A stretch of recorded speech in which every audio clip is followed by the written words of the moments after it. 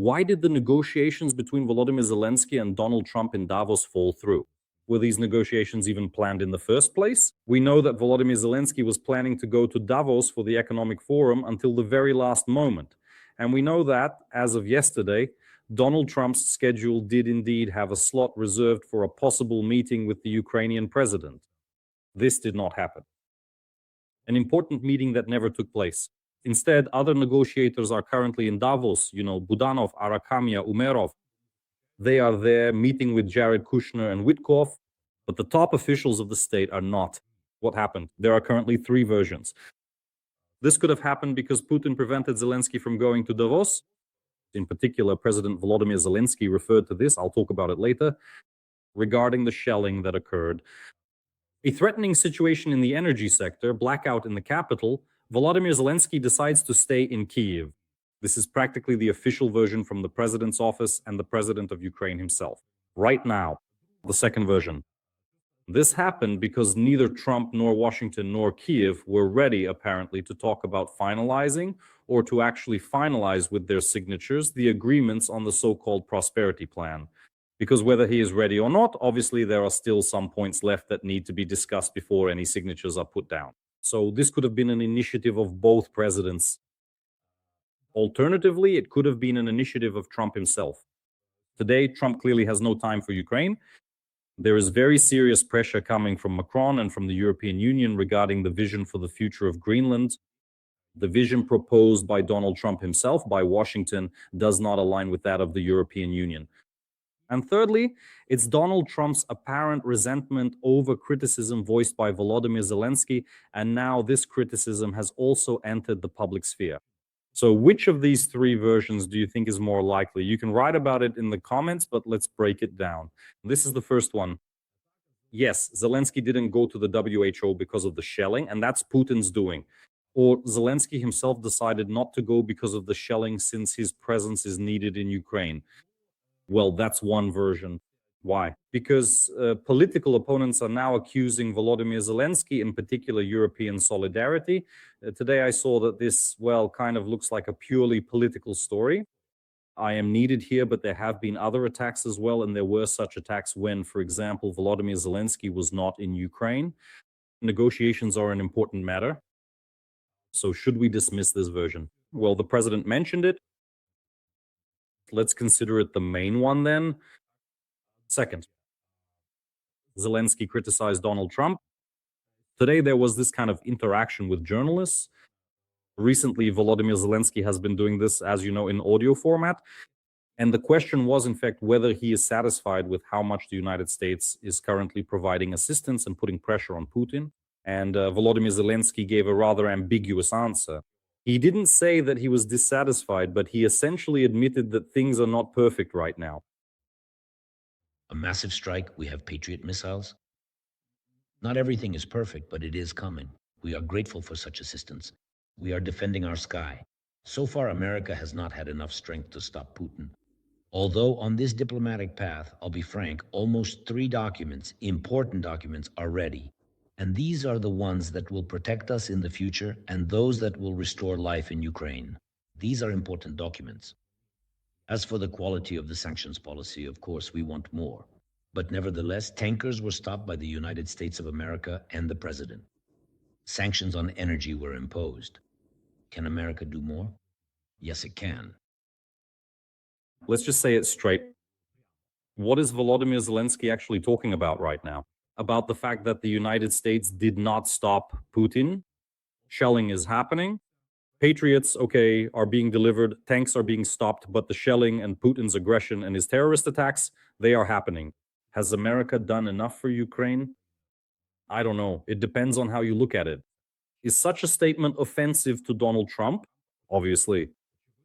Obviously, yes, because Donald Trump is an impulsive, expressive, and moody person. We can see that absolutely clearly. There is another statement by Volodymyr Zelensky, which also seems rather questionable. Why say this now, and why give such an assessment at this particular moment? This is especially curious if we are finalizing certain things with the United States of America. The question concerns this notorious story about the Peace Council. to which Donald Trump is inviting the Belarusians, the Russians, China, Hungary, and basically everyone in the world. And we know how these countries view and what words they use to describe the war in Ukraine. They call it a misunderstanding, a conflict, deep-rooted causes. In other words, these are basically Putin's friends. Volodymyr Zelensky today publicly. I don't know why, but today he publicly communicated the story about the invitation for Ukraine. By the way, Ukraine made it onto the list of invitees from the United States, and that's good news that we made it. But will Ukraine accept the invitation? Here, we need to demonstrate some diplomatic acrobatics. Volodymyr Zelensky did it like this. The invitation. We received it. Diplomats are working on this invitation. I think the question is, first of all, to be honest, Russia is our enemy and Belarus is its ally. Honestly, for now, it's very hard for me to imagine how we could be together with Russia in any kind of council. And this doesn't concern this peace council. It's just that Russia is a council of war, and Belarus is with them, specifically the Lukashenko regime. Well, you understand that Donald Trump's idea didn't just come out of nowhere. The topic of impotence is being actively pushed. It's exactly the right word to use here, meaning the absolute helplessness in decision-making on the part of the UN, which after World War II was supposed to become the main platform, and that's what it remained. Yes, the UN Security Council. It was meant to restrain these issues of power that arise from different countries and their desire to demonstrate influence over certain territories, spheres of influence. The world was bipolar for a long time. Then this polarity shifted purely to the Western Hemisphere. You understand all of this. Now, America is stepping out of this story, and automatically this means an arms race. And such an organization as the United Nations is no longer able to fulfill its function. This is obvious, and it became clear even earlier, even before 2022, before the invasion by the Russian Federation. This became obvious back in 2014 after the annexation of Crimea. And now the situation looks as follows. Something has to come to replace it. Donald Trump is adapting faster than anyone else. And he comes up with the Peace Council, which is supposed to deal with the issue of the Gaza Strip, but in the long run is meant to become a new organization where all the world's major powers will be represented. And Ukraine, it seems to me, is being invited there because it is currently the most militarized country on the European continent. The most militarized country, which is standing up to the world's second largest army, the Russian Federation. Trump is essentially conducting a test for Kiev and for Moscow. If both Kiev and Moscow are able to accept the invitation, able to be in the same format, no matter how fantastical that may seem. But after Jay Diven's words about why there are no cultural exchanges between Kiev and Moscow, you realize that the State Department has a different understanding. Cultural exchanges between Kyiv and Moscow, they must happen. This war, it really is, it seems to me, it's bloody. There are many casualties. It has lasted a long time, longer than the Great Patriotic War for the Russians. All of that is clear. But this war is just a passing matter for Donald Trump. This is one of 8, one of 9 wars. And that's why cultural exchanges, and that's why in a certain format, they fit perfectly with the Trump State Department. This could happen today. Russia, Belarus all together. This is essentially an invitation to a new Security Council. Volodymyr Zelensky says that we cannot work with Russians and Belarusians.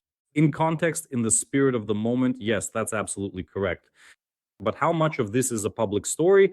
Then this story needs to be explained. But Zelensky doesn't say no, you see? That is, there is an understanding that this is the future. And there is also an understanding that the world wants to restore relations with the Russian Federation. But before that, this war must come to an end. And here is what's most important. Does anyone have any doubts that this war will end in 2026? Vitaly Kim, I saw his interview yesterday, stated that the war will end in 2026. He expects all issues to be resolved, and Yulia Tymoshenko, who is currently in court, is basically batting away these accusations from the anti-corruption agencies like a tennis racket. Today, that's enough. In this context, she also stated that the peace agreement is already essentially on the table. Look. It appears that the specific questions are unfortunately not being clarified at this very moment. Who, from an ideological standpoint, stands with Zelensky. Right now, I'm actually seeing more of a hybrid colonization of Ukraine, and I will prove this publicly. Is it necessary? Well, Axios. The publication asks whether we should be upset that Donald Trump and Zelensky did not meet in Davos, and they did not meet, obviously, at this economic forum. No, it's not necessary. The peace process is moving forward. Does this mean that this peace process has stalled and is at an impasse? Absolutely. Absolutely. Official public statements are certainly one thing, but the signals coming from Vidusil are entirely and fundamentally different.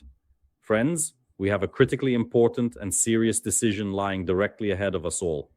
But for now, we really need to consider our next steps carefully. To suffer. And this is precisely what Donald Trump is saying today, while standing together in person with the Ukrainian President Volodymyr Zelensky. Vladimir Putin is not yet fully prepared enough, as it appears,